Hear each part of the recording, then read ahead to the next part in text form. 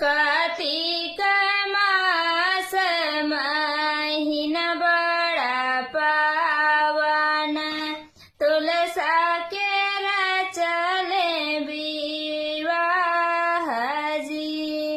कार्तिक मास महीना बड़ा पावन, तुलसा के रचले विवाह जी। गाय के गोबर से अंगना लिपायो हो, गजमोती चौका पुराई जी।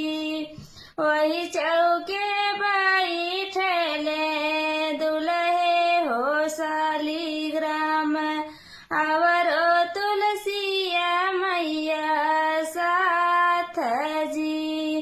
आवरो तुलसिया मैया साथ जी। के कर हाउ तुलसा बारी दुलारी हो, के करिया कन्या हो दान जी। के कर हाउ तुलसा प्यारी रानिया हो, के हो बियाही ले जाई जी।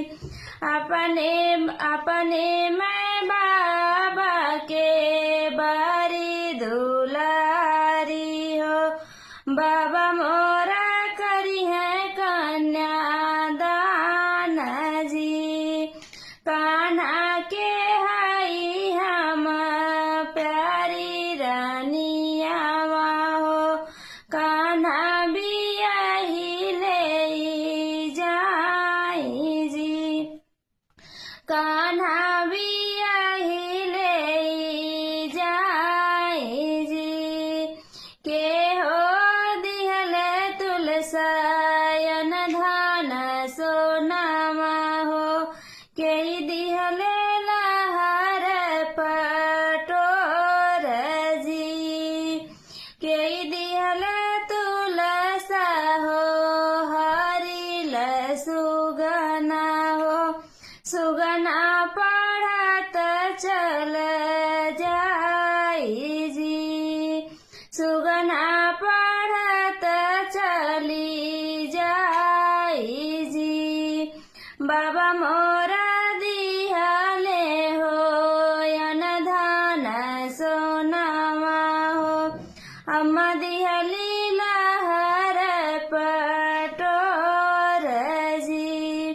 भैया दिहले मोर हो हरिल सुगना हो, सुगना पढ़त चले जाई जी।